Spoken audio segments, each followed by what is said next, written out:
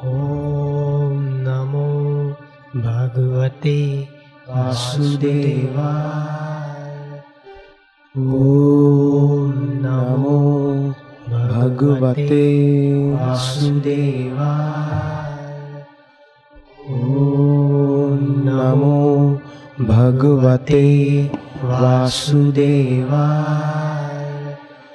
ॐ नमो भगवते वासुदेवाय।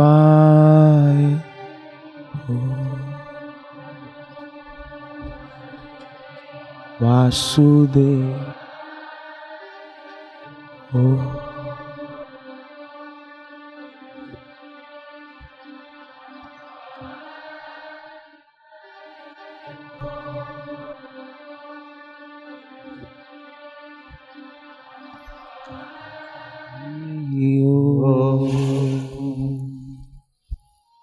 हरि हरि ओ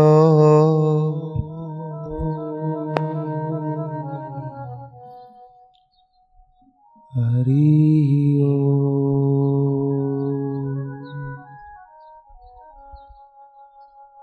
हरि हरि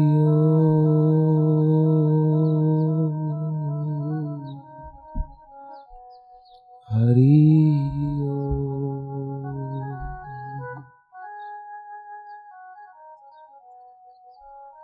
हरि हरि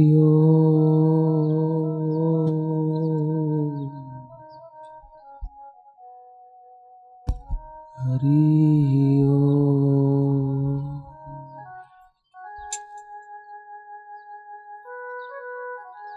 हरि हरि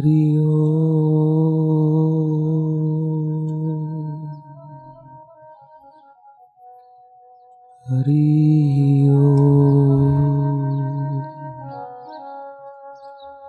भयनाशन दुर्मति हरण भयनाशन दुर्मति हरण। कलि में हरि को नाम कलि में हरि को नाम। निश दिन नानक जो जपे इस दिन नानक जो जपे। सफल होवई सब काम। सफल हुई सब काम। हरि ओम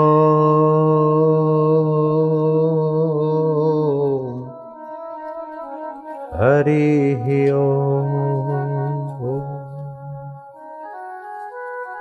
अगर बैठे बैठे थके तो अपनी जगह पे खड़े होकर बैठ जाएं और ये सार सत्संग भगवान श्री कृष्ण के अनुभव के वचनों को सुनते ही आप अपना रहस्यमय प्रसाद पा सकते हैं। भगवान कृष्ण भगवत गीता के 5वें अध्याय के 23वें श्लोक में कहते हैं, और ये गीता सभी के हित की बात करती है, चाहे गुलाम हुसैन में से गामा पहलवान बने, गामा हो, चाहे रैहाना तैयब हो, चाहे अहमद हो, चाहे महात्मा थोरो हो, एमरसन हो, चाहे मार्क्स ट्वेन हो, चाहे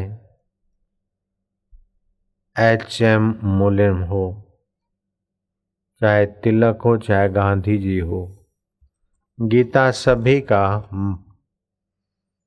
सर्वांगी विकास करने की सुंदर सीख देती है।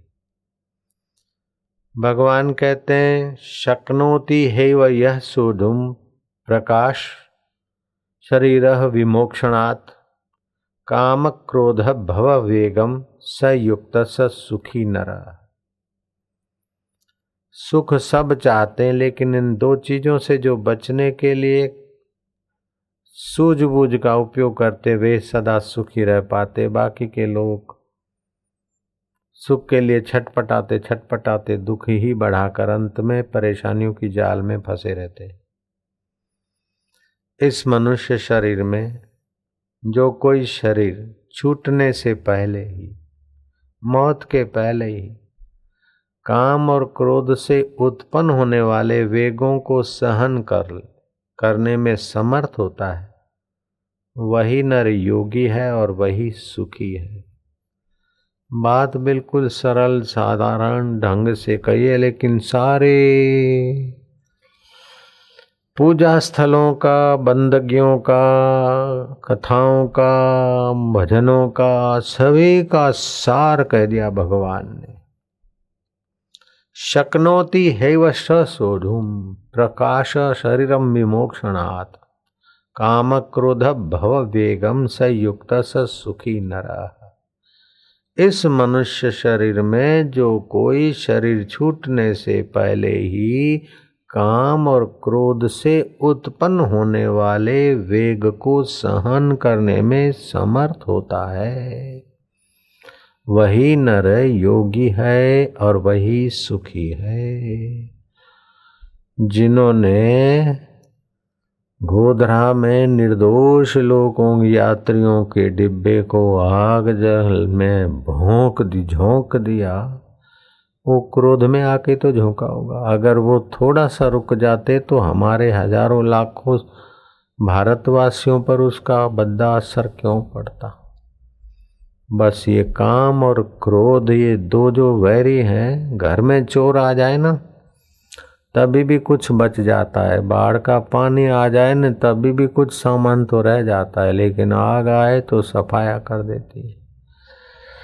1 महीने की बंदगियां, 1 महीने की पूजाएं, 1 महीने की प्रेयरें करो, लेकिन एक बार गहराई से क्रोध करा तो उसका जो सत्व बना वो नाश हो जाता है। वो नर सुखी है कि जो काम और क्रोध के वेग को जीवन की शाम होने के पहले संभाल सकता है, नियंत्रण कर लेता है। काम और क्रोध को अपनी ताकत नहीं है, जीव अपनी महिमा भूल जाता और उसको सम्मति देता है, इसलिए उसका शिकार हो जाता है और अनर्थ कर लेता है। खुद तो अनर्थ कर लेता है, लेकिन उसके अनर्थ का शिकार अब देखो पूरा हिंदुस्तान अनर्थ का शिकार हो रहा है। कितने करोड़ों रुपए का व्यवसाय बिगड़ता, कितना कितना हानि होती। कौन सी जाति का, कौन से पंथ का, किस व्यक्ति का कसूर है ये हम तो नहीं कहते, लेकिन है तो इन 2 हरामियों का ही कसूर, काम और क्रोध का ही कसूर। काम विकार आ जाए तभी भी आदमी की शांति भंग हो जाती है और वो बेईमान हो जाता है, कुछ न कुछ कपट कर लेता। क्रोध आ जाए तो एकदम क्रूरता के साथ की वृत्ति में न जाने क्या कर डालता है। वो आदमी सुखी है जो काम और क्रोध के वेग को रोकने में सफल हो गया है। काम किसी वस्तु, व्यक्ति के विषय की कामना ने जोर पकड़ा। अब वो कामना ने जोर पकड़ा, उस कामना को विवेक से नियंत्रित करे, धर्म के अनुकूल है तो उपयोग करे, नहीं तो फिर उसके पीछे न मरे। क्रोध आया, थोड़ा धैर्य रखे तो इन्हें उद्वेग आवेशों से बच जाता आदमी, नहीं तो उन्हीं बातों का विचार करते करते न जाने कहाँ कहाँ अनर्थ पहुंचा देते आदमी।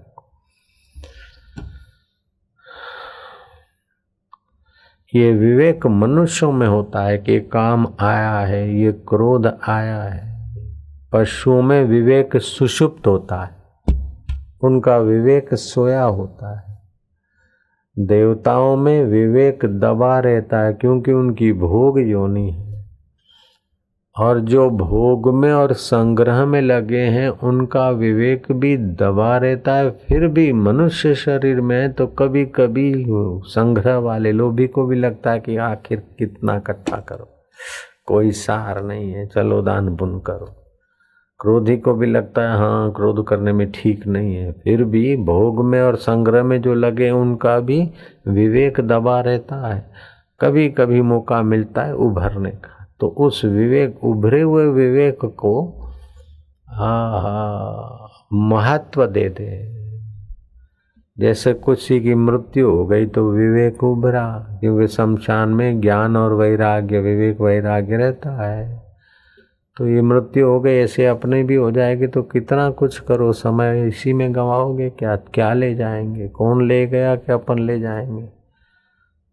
तो जैसे विवेक उभरता है उस विवेक का महत्व दे।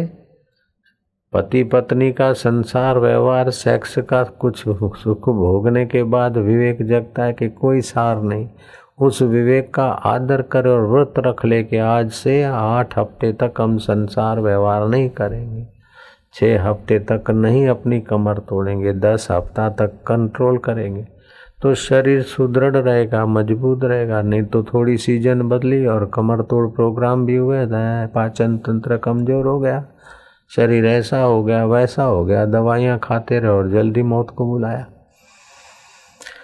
तो ये काम और क्रोध के जो 2 वेग हैं अच्छे अच्छे भले भले बुद्धिमानों को भी पटक देते हैं, निस्तेज कर देते हैं, निराश कर देते हैं, हताश कर देते हैं, हैरान कर देते हैं, परेशान कर देते हैं, लाचार बना देते हैं। अगर इन 2 शत्रुओं को सत्ता देने वाला जीव स्वयं सावधान हो जाए तो ये दोनों पाले हुए कुत्ते की नाई उपयोगी हो जाते।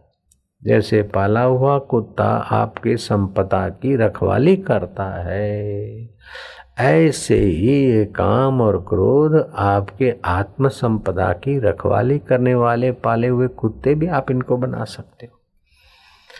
जब उपयोग करना हुआ तो आप बन गए लोभी लालची कामी, अंदर से कुछ नहीं। जैसे श्री रामचंद्र जी को विभीषण ने कहा कि आप तो ऐसे शांत भाव से तीर मारते रहेंगे तो ये मरने वाला नहीं, इसका तो नाभि में है। अर्थात रावण मतलब काम और क्रोध का केंद्र है, ये नाभि केंद्र, ये वहीं इसको बाण मारो। राम जी आप तो हृदय रस में बने आराम से, कहीं बेचारे को लग न जाए, ऐसे शांतात्मा होकर युद्ध करोगे तो कैसे होगा।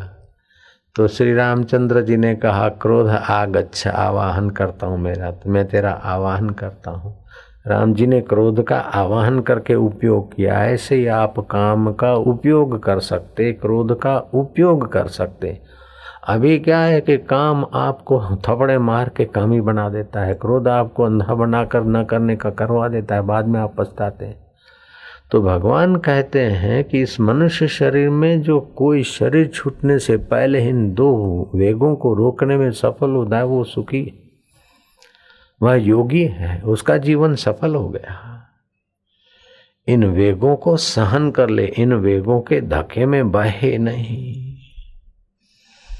जो रोक सकता है तो रोकने के उपाय जान ले। जैसे सूर्य के किरण, शरीर को चारों तरफ सूर्य स्नान से स्वस्थ रखना चाहिए। पहले 5-7 मिनट, फिर 8, 10, 12, 15 मिनट तक सुबह के सूर्य के किरण बड़ा फायदा करते हैं। यहाँ तक कि डायबिटीज के बीमारों को भी सूर्य के किरण से लाभ होता है। इंसुलिन लेने वालों को भी लाभ होता है और इंसुलिन बिना की डायबिटीज है उनको भी सूर्य के किरणों से विटामिन डी मिलता है, बहुत फायदा होता है। जैसे सूर्य के किरणों से विटामिन डी मिलता है और रोग प्रतिकारक शक्ति बढ़ती है, पाचन तंत्र ठीक होता है। सूरज उदय होते ही आपकी जठरा प्रदीप होती है और सूर्य अस्त होते आपकी जठरा ढलने लगती है।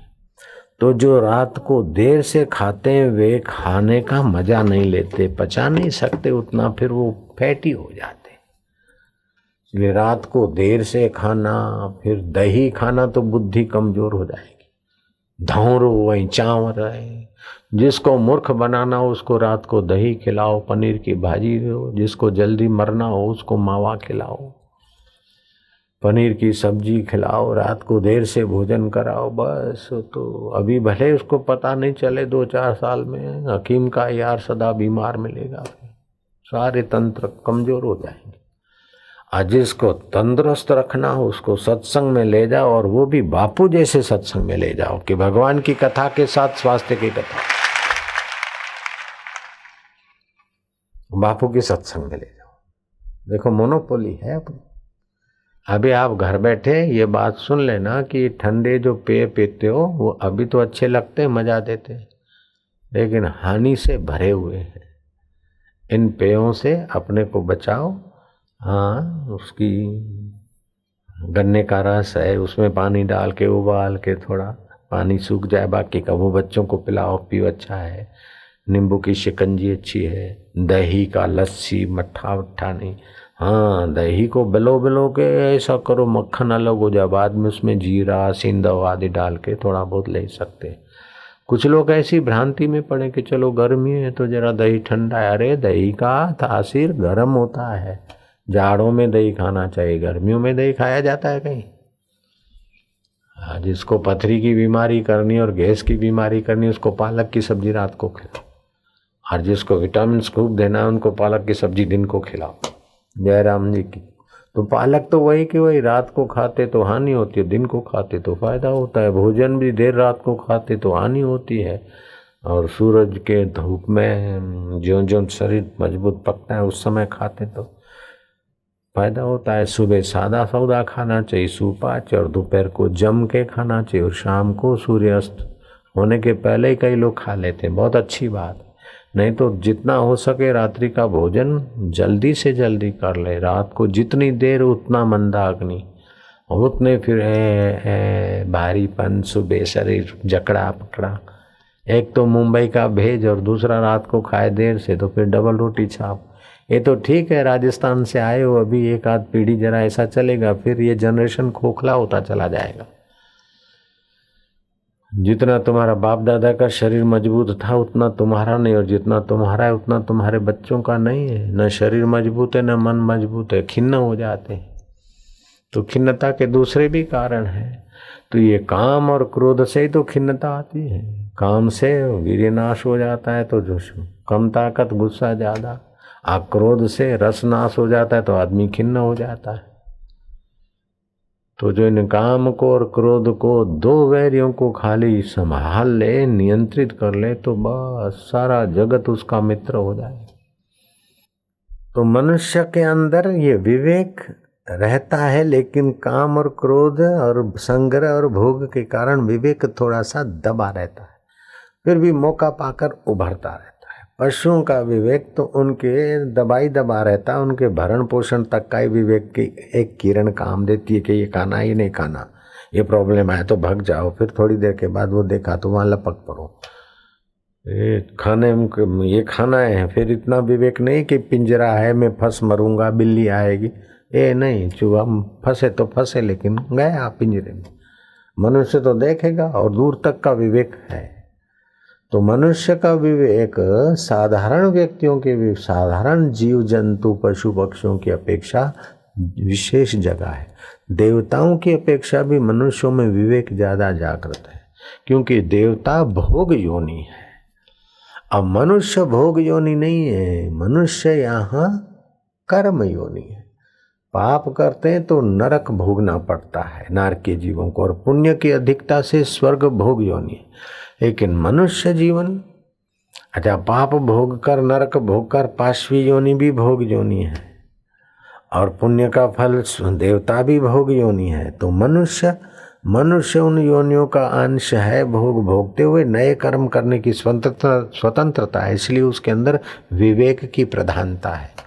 फिर भी विवेक की प्रधानता वाला मनुष्य भी अगर भोग भोगने में ही लग जाता है, निगुरा है, सत्संग नहीं है, तो उसका विवेक भी पशु की नाई दबा रहता है।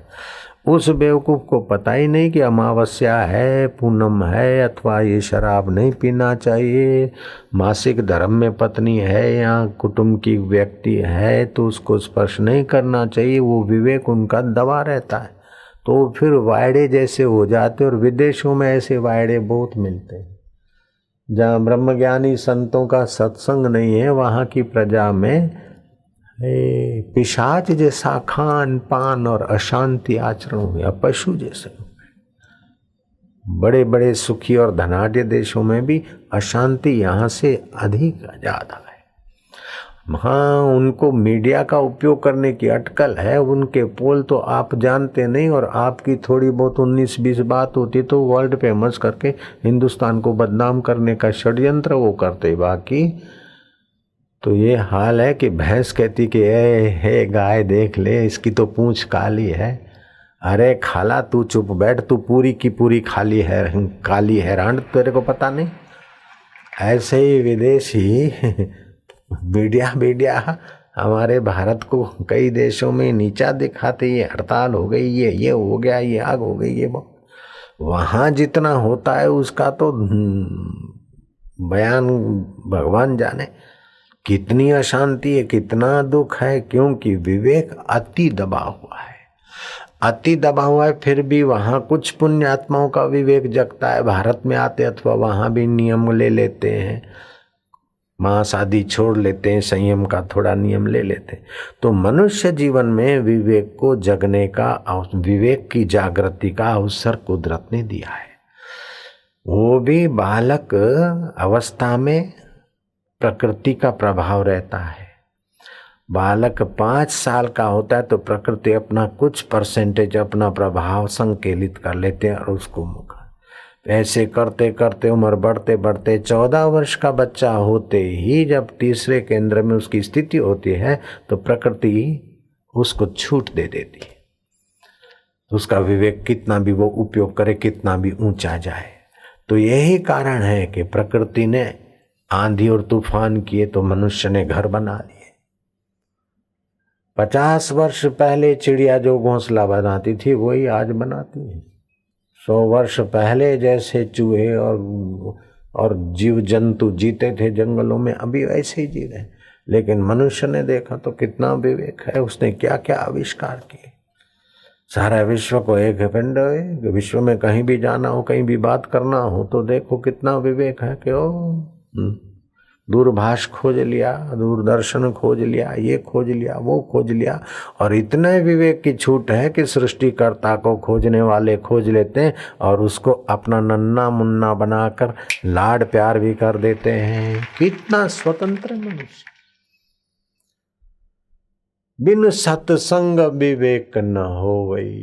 ये सत्संग हमारे विवेक को 4 चांद लगाता है। स्वतंत्रता प्रकृति ने दी, विवेक के द्वार पर से प्रकृति हट गई। अब वो विवेक के द्वार पर तुम भोग को थप्पा करके द्वार बंद कर दो, संग्रह का थप्पा करके द्वार बंद कर दो तो तुम्हारी मर्जी, अथवा तो उस विवेक के द्वार को खोलने के लिए सत्संग का हाथ बढ़ाओ, नियम संयम का हाथ बढ़ाओ और विवेक का द्वार विशाल हो जाए। जितना विवेक का द्वार आपका विशाल हो जाएगा उतना ये वेग आपको नचा नहीं सकेंगे।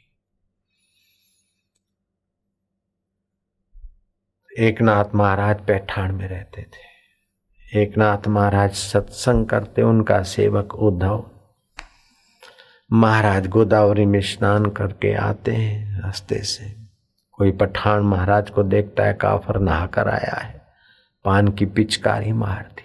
क्रोध का प्रसंग आ गया, महाराज का विवेक जगाए, फिर नहाने गए, फिर उसने मार दी, फिर नहाया, फिर मारी, फिर नहाया।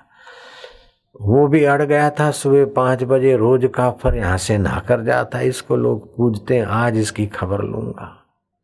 और एकनाथ महाराज भी इतना विवेक को आगे रखे कि शाम होते होते 108वीं बार गोता मारा उन्होंने। हद हो गई। हिंदू के सहिष्णुता की भी हद हो गई और पठान की नालायकिता का भी हद हो गया। यवन की नालायक, आखिर नालायकी झुकी और पठान बोले, महाराज इतनी बार मैंने पिचकारी मारी, पान खा खा के मैं थक गया, तुम ना के नहीं थके? बोले, आज मेरे ठाकुर जी की ऐसी मर्जी होगी तो तुम्हारी कृपा से 108वीं बार मैंने नहाया। पठान फुट फुट कर रो पड़ा कि मुझे माफ करो, ये करो, वो करो। इतना उनका विवेक, क्रोध पर रहे नियंत्रण। अब वो तो एकनाथ महाराज थे, आप तो गृहस्थी हो, आप ऐसे करोगे तो लोग आपको जीने भी तो नहीं देंगे। जयराम जी की। तो एकनाथ महाराज अपनी जगह पर है, आपका लेना देना उठना बैठना अपनी जगह पर है, नहीं तो लोग तो आपको नोच डालेंगे। तो गृहस्थ का धर्म अलग होता है, साधक का धर्म अलग होता है, सेना का धर्म अलग होता है, पुलिस का धर्म अलग होता है। जयराम जी की।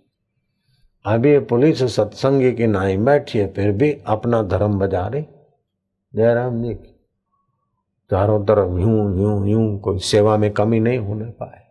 अगर तुम चारों तरफ यूं यूं करो तो मैं तुमको डांट दूं, और वो नहीं झांके तो मैं उनको डांटूं।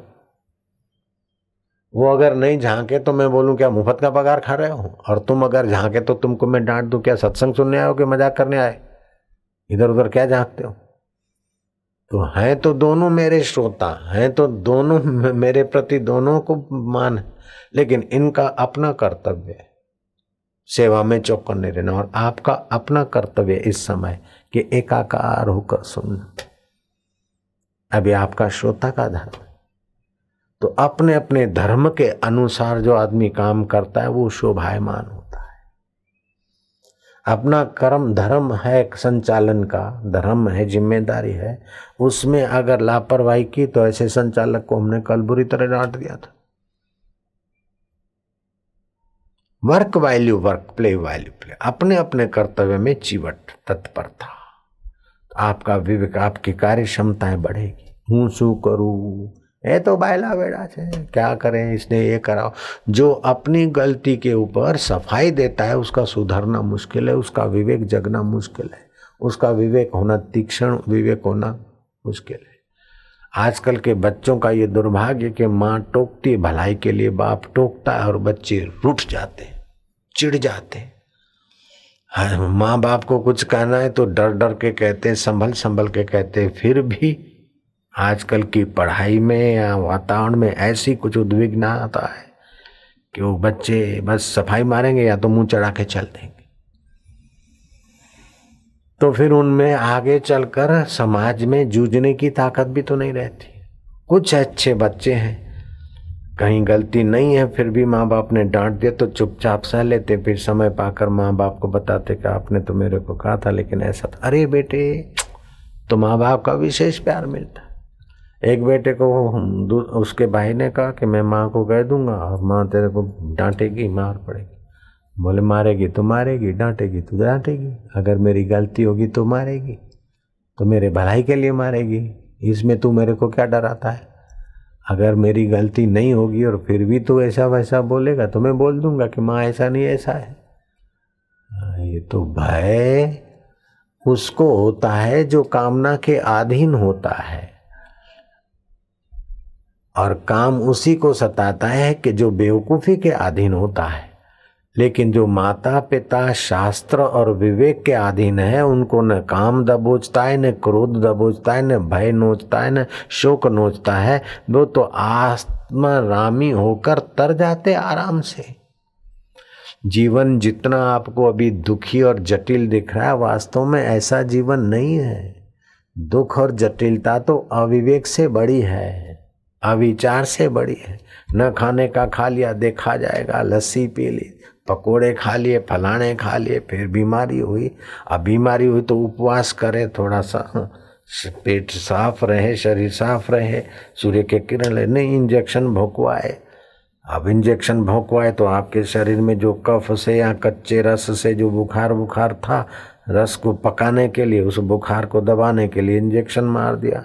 आपके अंदर का जो कफ है वो वहाँ सूख गया, आपको आराम मिल गया। लेकिन समय पाकर वो 2, 5, 10 साल, 15 साल, 25 साल में कैंसर की बीमारी होगी।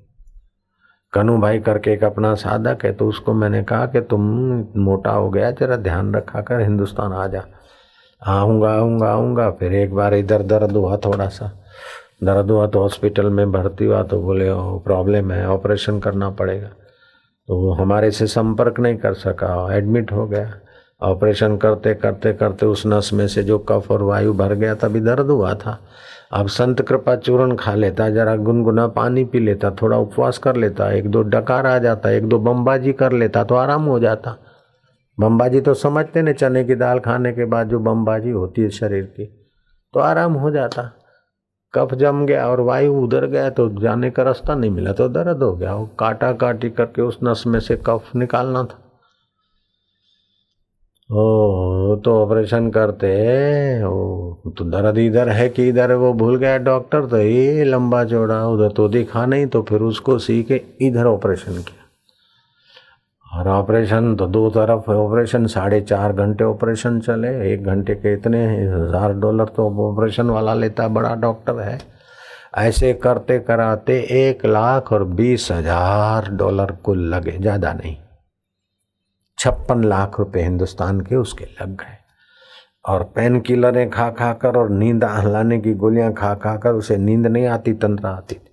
ऐसी हालत हुई कि वो बिस्तर में पड़े पड़े रोता था और मेरे को समाचार आया। मैंने टेलीफोन में बात की, मैं क्या बेवकूफ़ है, तू आया नहीं तब, अब क्या करूं मैं, क्या आ जा। तो 2 आदमियों को लेकर वो जहाज में 2 आदमी साथ में लाए उसको, और आया और पुष्कर में उसको रखा, थोड़ा वमन करवा दिया, थोड़ा स्टीम बाथ करा दिया, ये सब पिघल गया। और वो आया था तो विकलांग की लाइन में, और बड़े डॉक्टरों ने कहा तुम व्हील चेयर के सिवाय नहीं जी सकते हो, और चलता चलता गया और अभी संभाल रहा है अपना।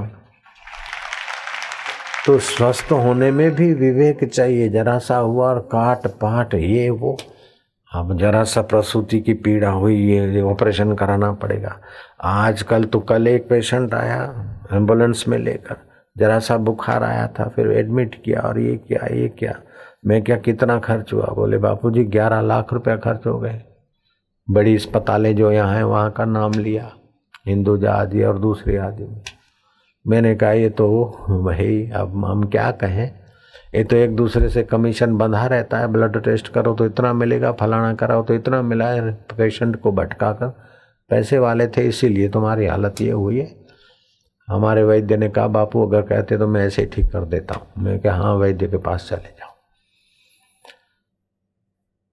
तो इसमें भी विवेक चाहिए, स्वस्थ होने में भी विवेक चाहिए, खाने पीने में भी विवेक चाहिए। ऐसे काम और क्रोध आए उस समय विवेक चाहिए। एक वैश्या ने विवेक की शरण ली और महान आत्मा बन गई। एकनाथ महाराज सत्संग करते, पठान का तो चित्त बदला, लेकिन पास में एक रास्ते में एक वैश्या का घर था।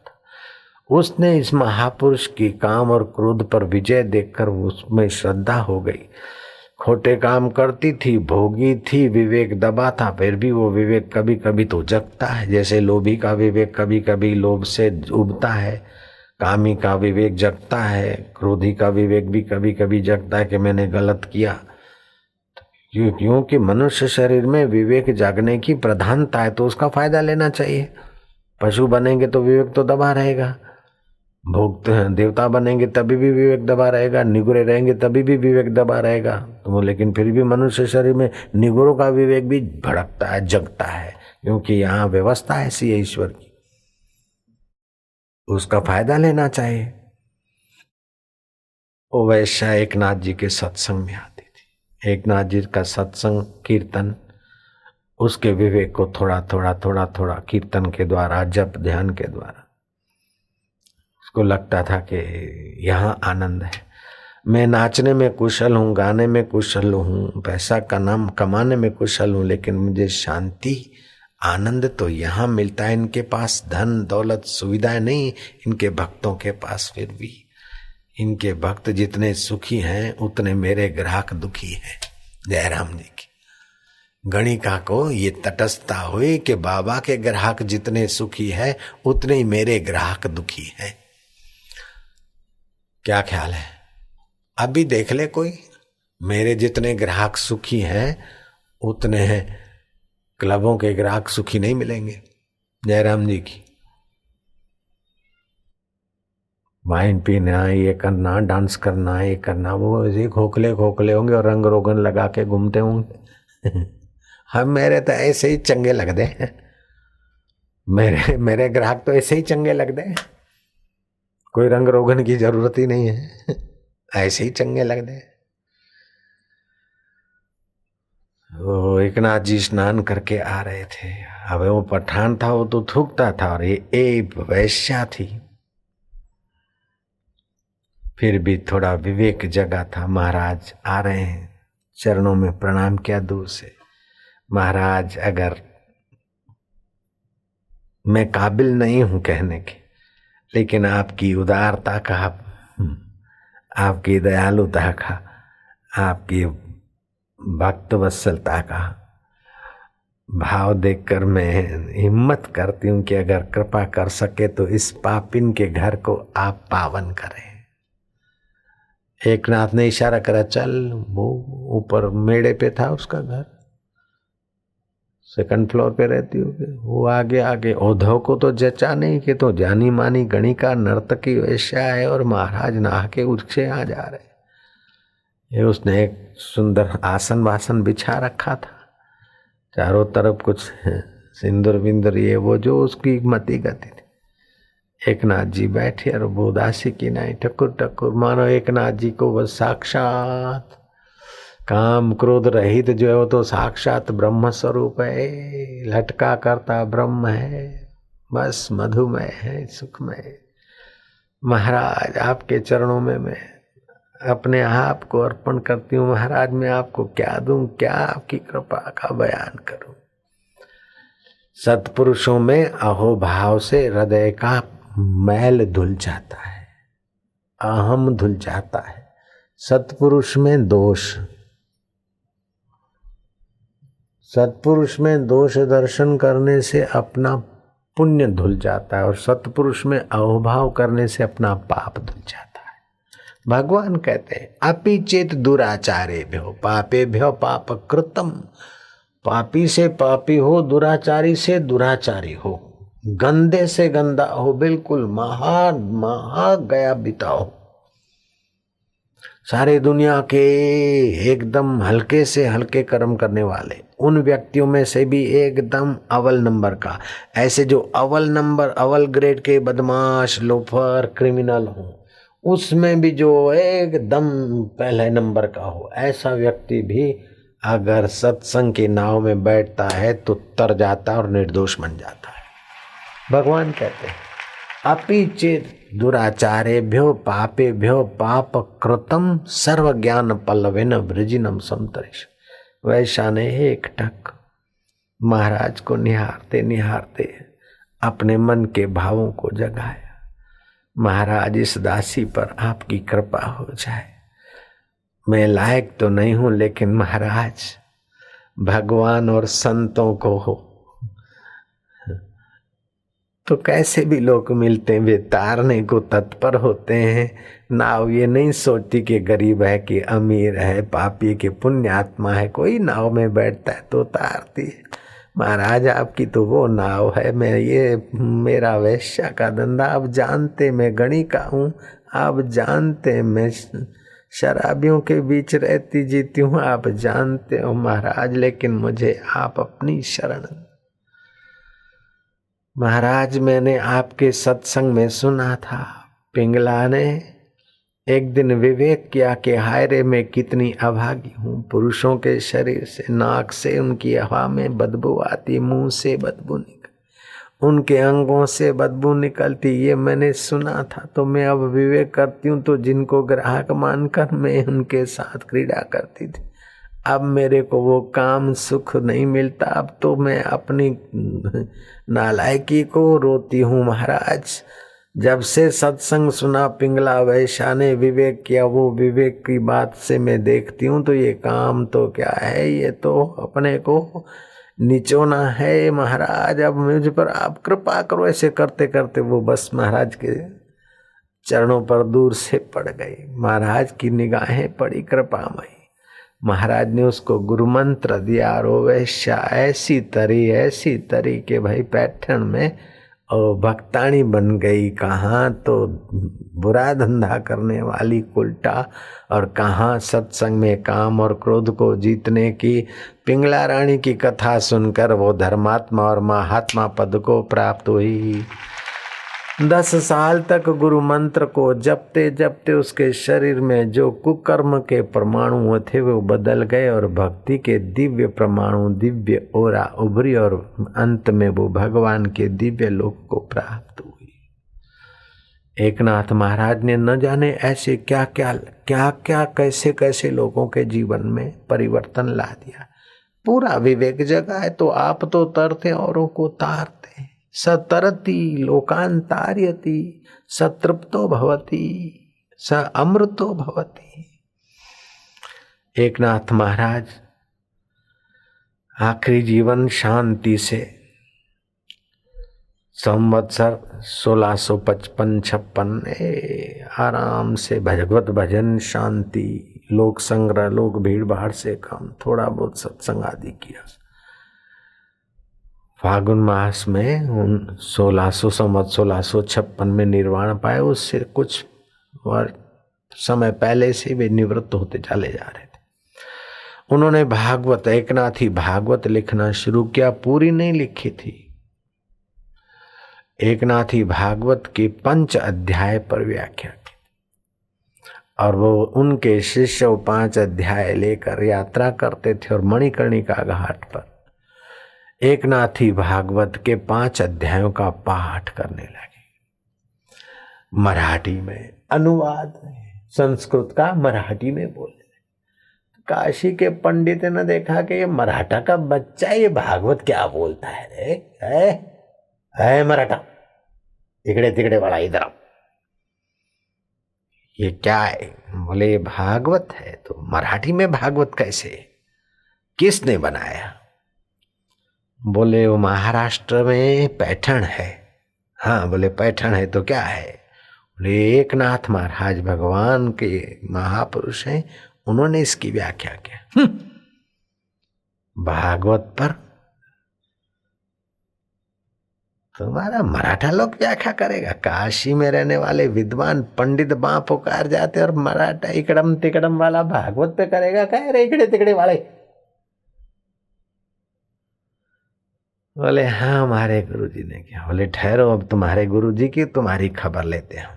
वो 10-5 जो थे अकड़ू तकड़ू हो गए अपने सन्यासी विद्वान के पास कि महाराज हो कोई महाराष्ट्र के आए हैं, कोई पैठान के भगत, और वो मणिकर्णिका घाट पर श्रीमद् भागवत का 5 अध्याय का पाठ कर और उसका मराठी अर्थ कर रहे हैं, वो व्याख्या कर रहे हैं।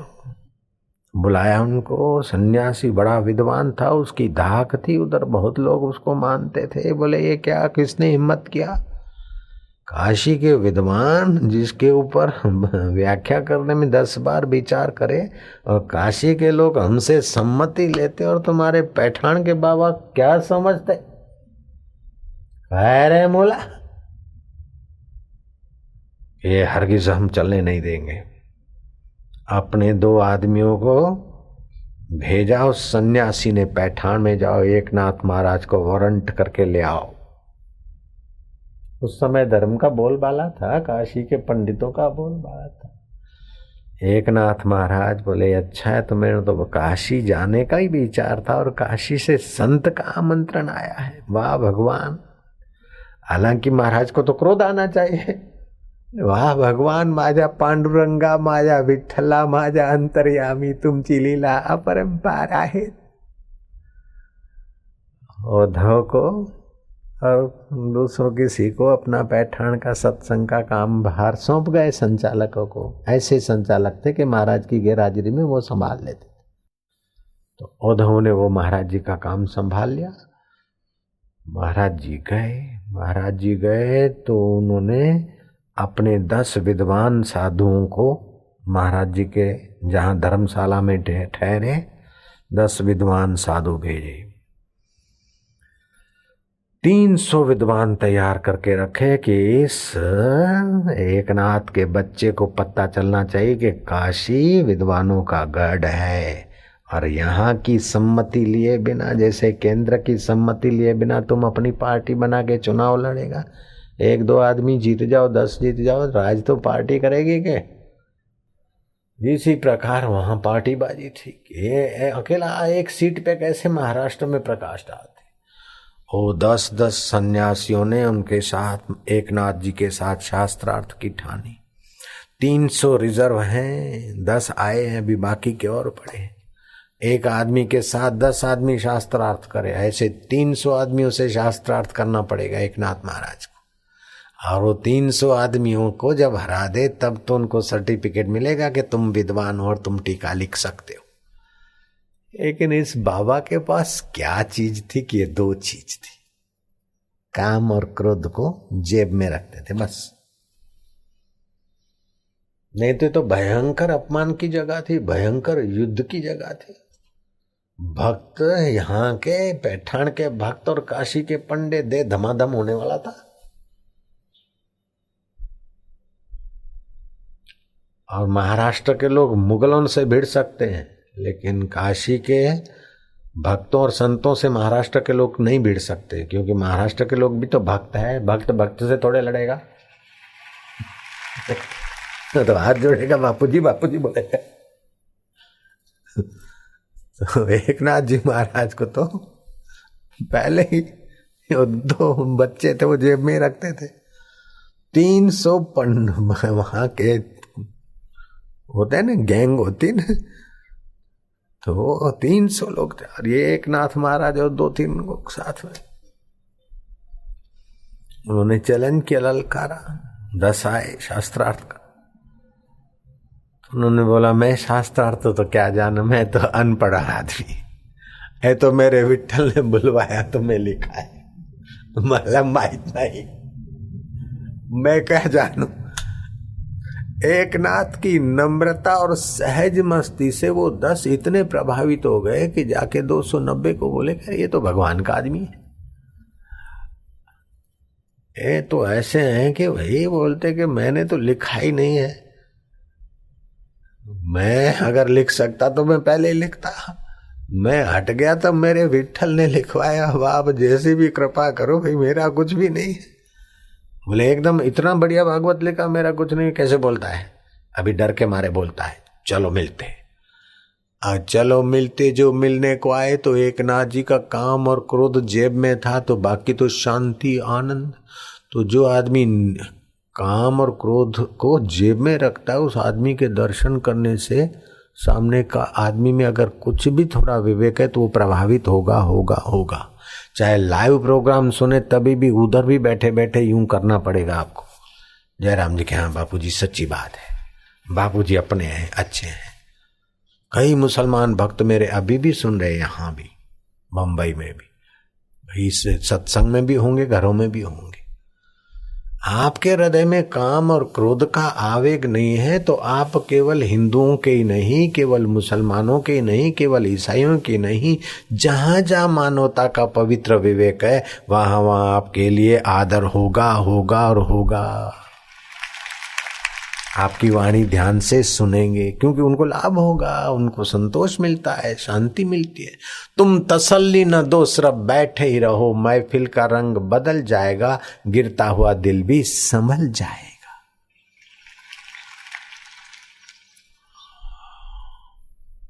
मौलाना जलालुद्दीन रूमी विवेक जगा था, नवाबी ठाठ से रहते थे, फिर भी देखा कि दिन दिन बीत रहा है, आयुष्य नष्ट हो रही है, ये स्विमिंग पूल ये वो, आखिर क्या। तो खोजे फकीरों के हस्तलिखित लिपियां पढ़ी, ये वो, उसमें से एक ग्रंथ रचने की इच्छा हुई। फिर भी अंदर में खटकता कि कोई मिल जाए पीर फकीर, पहुंचा दे भव पार। विल फाइंड ए वे, जहां चाह वहां रहा।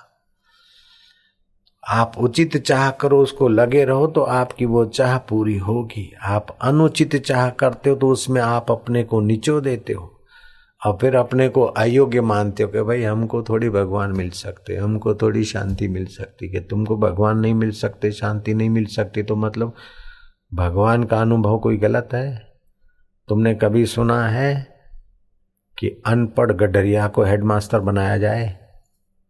योग्य व्यक्ति को ही मास्टर की नौकरी दी जाती है, हेडमास्टर बनाया जाता है। अनपढ़ गडरिया को कोई हेडमास्टर बनाता है क्या?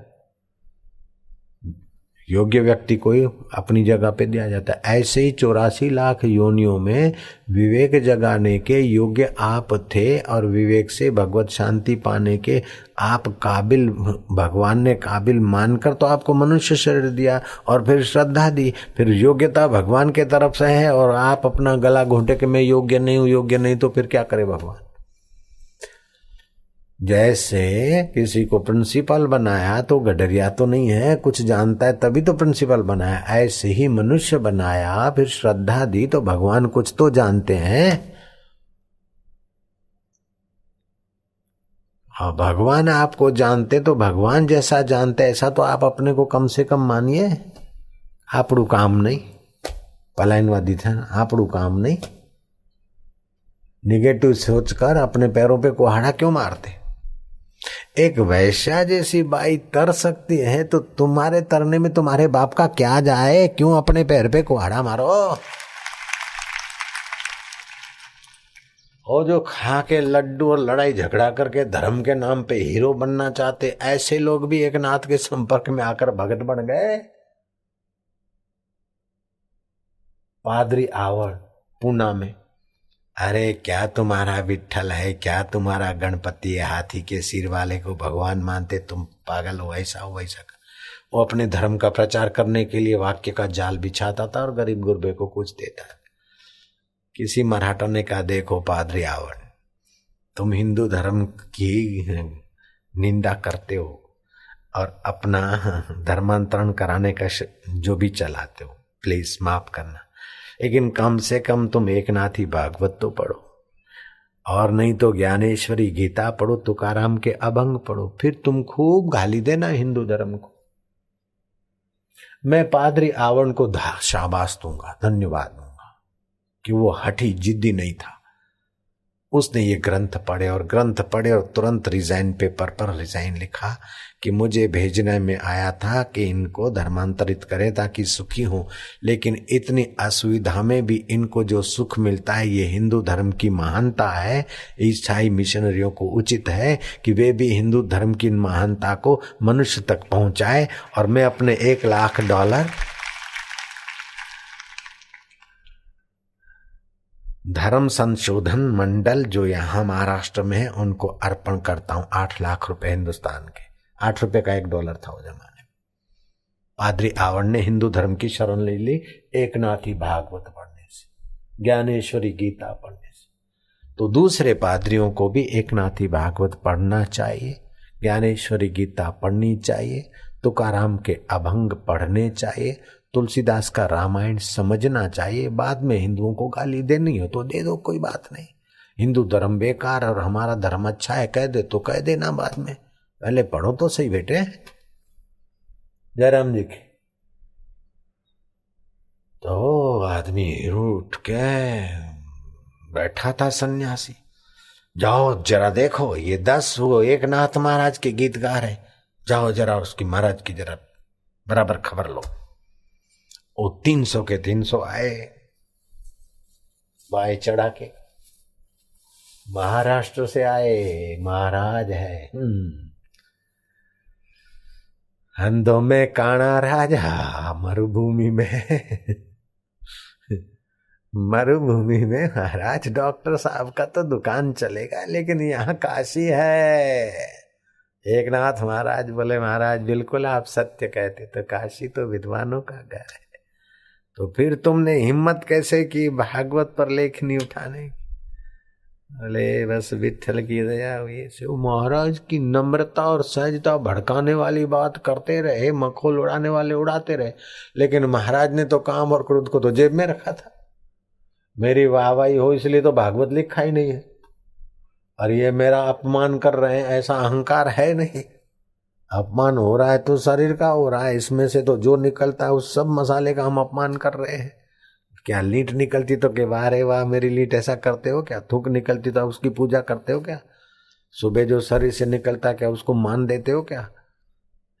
जो मवाद निकलता है या ऑपरेशन से या जो निकलता है उसको मान देते हो क्या?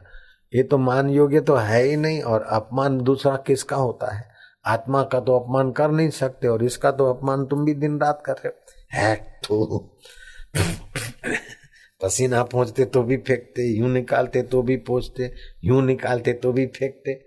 क्या कोई आदर करते हो अपने शरीर से जो मसाला निकलता है? ये तो ना समझी है। मेरा इंसल्ट हो गया, मेरा अपमान हो गया, अब मैं बदला लूंगा। यही तो मनुष्य की कमजोरी है। I sought you sought who will carry dirt out. मैं भी रानी तू भी रानी, कौन भरेगा घर का पानी? ये काम और क्रोध ने तो सारे संसार को अपने जाल में बांध के नचा रखा है।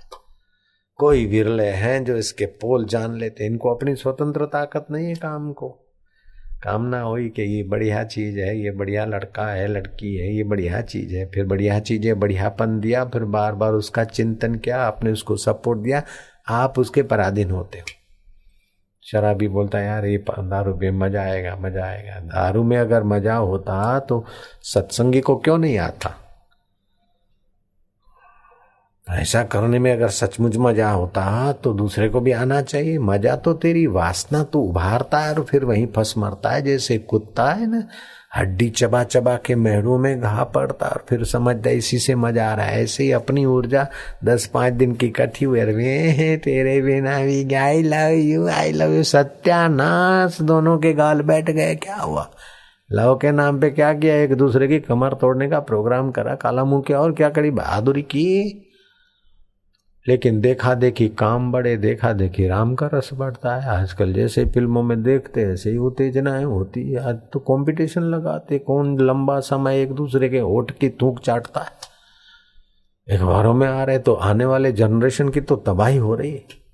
एक बार फोटो भी आया था मेरे पास कि लंबा समय कौन एक दूसरे की थूक चूसता है। अब ये कोई अक्ल की बात है? नारायण हरि नारायण। मरे हुए बैक्टीरिया है, बदबू है, लेकिन बुद्धि मारी जाती है, विवेक दबा गया है। और अखबारों में और प्रचार में ऐसा कर रहे हैं तो मानवता का तो सत्यानाश हो रहा है। लेकिन एक नाथ हमारा है तो मस्ती।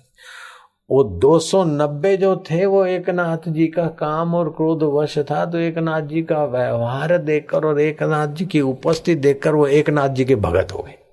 ताली बजाओ, क्या सिपाही देखते। हाँ।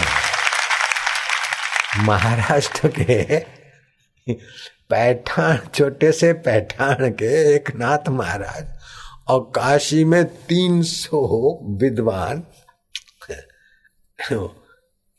तैयार थे महाराज को हराने के लिए। लेकिन महाराज ने ये 2 शत्रुओं को अपने जेब में रख दिया था। वो महाराज के भगत बन गए और गए कि गुरुजी वो महाराज तो ऐसे हैं कि बस वो तो बिल्कुल भगवत स्वरूप है, वो तो ब्रह्म सुख को पाए हुए। काम और क्रोध तो उनके चित्त में मानो है ही नहीं, जब चाहे तो बुलाए, नहीं तो भगा दे। वो तो स्वतंत्र राम स्वरूप है महाराज, वो तो कृष्ण रूप है, विठल रूप है महाराज।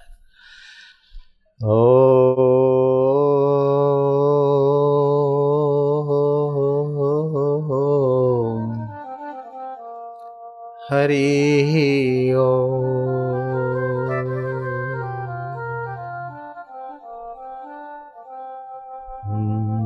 भयनाशन दुर्मति हरण, भयनाशन दुर्मति हरण,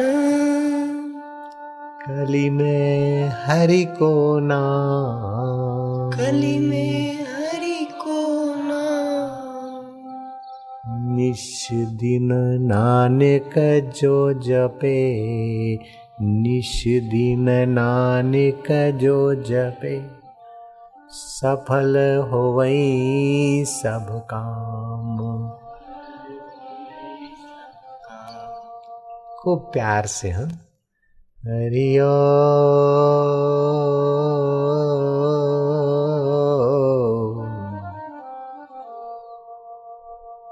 हरि ओम।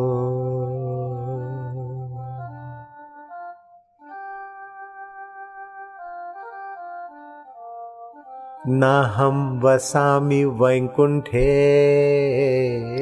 हम वसामि वैकुंठे, योगिनां हृदये न वै, योगिनां हृदये न वै, मद्भक्ता यत्र गायन्ति, मद्भक्ता यत्र गायन्ति, तत्र तिष्ठामि नारदः, तत्र तिष्ठामि नारदः।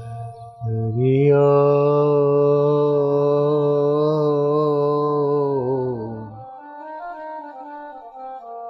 हरि ओम।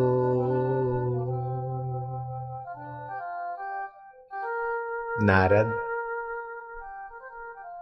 जहाँ सूर्य वहाँ प्रकाश, नारद जहाँ चंदा वहाँ चांदनी, जहाँ कुसुम के फूल वहाँ सुगंध, नारद जहाँ संत और भक्त वहाँ सत्संग, नारद जहाँ सत्संग वहाँ काम क्रोध रहित, मुझ आत्मदेव का सुख छल छल चमके, चमचम चमके, छल छल चमके। मद भक्ता यत्र गायन्ति तत्र तिष्ठामि नारदा। नारद, मैं साकेत लोक में ना मिलूं, वैकुंठ में ना मिलूं, गोलोक में ना मिलूं, तो तू मुझे मेरे प्यारे संत और सत्संगियों के बीच अवश्य मिल सकता है। मद भक्ता यत्र गायन्ति तत्र तिष्ठामि नारदा। हरि ओम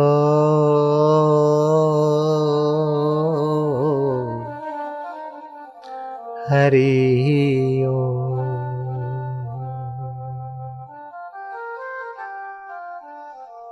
हरि हरि ओम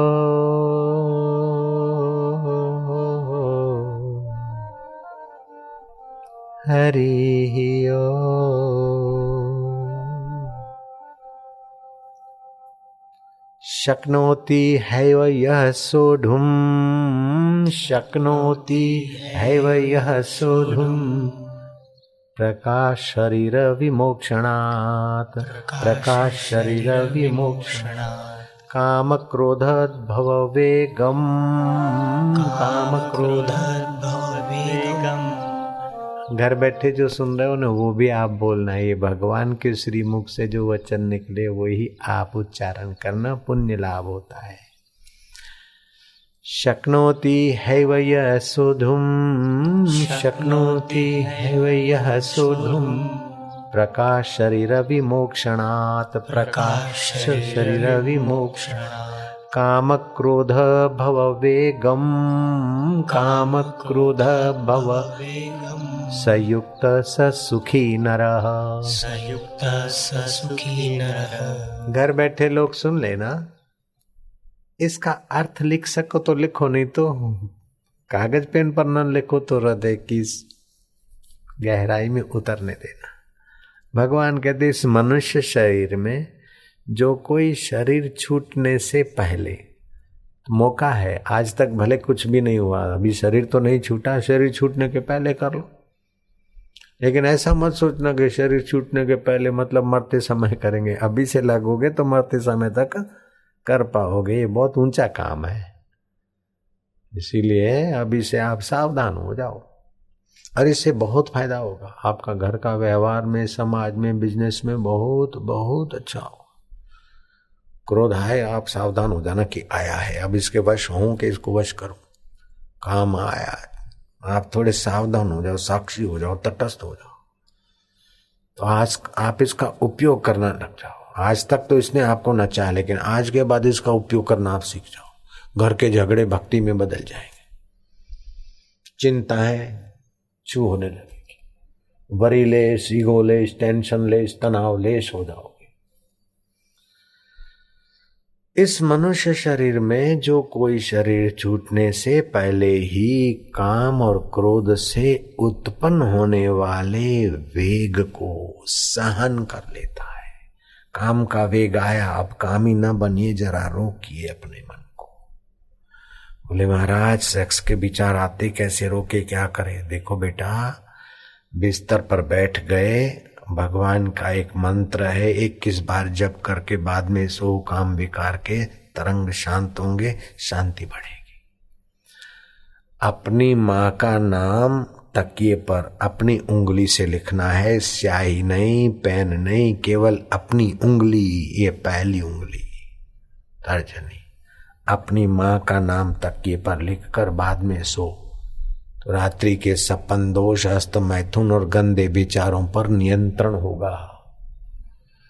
मिश्री और आंवले का मिश्रण और तीसरी बूटी का मिश्रण है, थोड़ा फाकने से भी काम विकार में थोड़ा नियंत्रण होगा, पानी पड़ने की बीमारी पे नियंत्रण होगा। चाय, कॉफी आदि इस धातु को पतला करती और हानि करती, इससे थोड़ा बचो। इस सीजन में थोड़ा दूध भी कम कर लो। दूध पीने वाले 10-5 दिन दूध पीने की जगह पर अंगूर खाओ, अंगूर का बड़ा फायदा है। इस सीजन में अंगूर खाओ, लेकिन अच्छी तरह से धो धा के रगड़ रगड़ के, उन पर मक्खियां भी बैठती है और जंतुनाशक दवाएं भी छिटकी जाती है। इसीलिए अंगूर को अच्छी तरह से रगड़ रगड़ के 2-4 पानियों में फिर अंगूर खाना चालू रखो। मैं दूध पीता था, मेरी आदत और क्या मेरा खुराक था सुबह जलपान दूध का, लेकिन अभी मैंने बंद कर दिया। उम्र हो गई, दूध नहीं, वायु करेगा। तो आप लोग इन दिनों में बोतलों का दूध, ये वो, उससे परहेज करके अंगूर का उपयोग करो।